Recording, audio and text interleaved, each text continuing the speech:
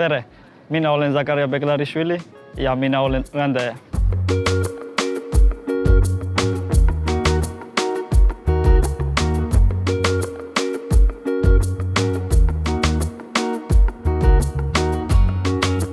Mä olen pärit Gruusiasta, Tbilisistä.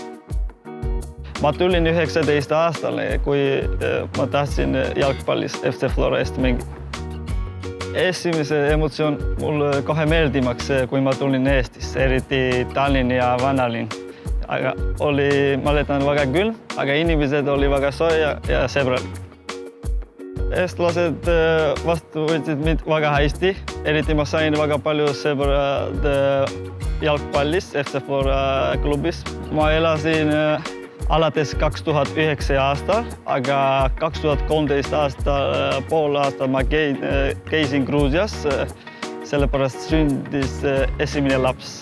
Ma õppisin eesti keelt meeskonnakaaslastega rääkimist. Ma ise tahtsin ja ise öeldasin, et ma tahan eesti keelt õppida ja rääkisin nendega eesti keelt.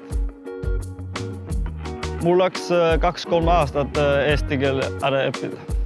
Nagu ma olen professionaal jalgpallur, Eesti andis väga palju mul ja ma tahan anda tagasi.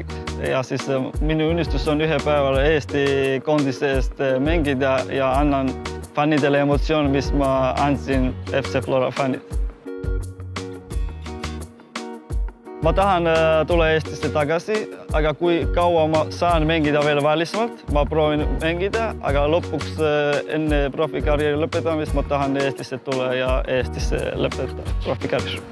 Rändamine on rikastav, kui on võimalik õppida erinevalt keeli ja kultuuri.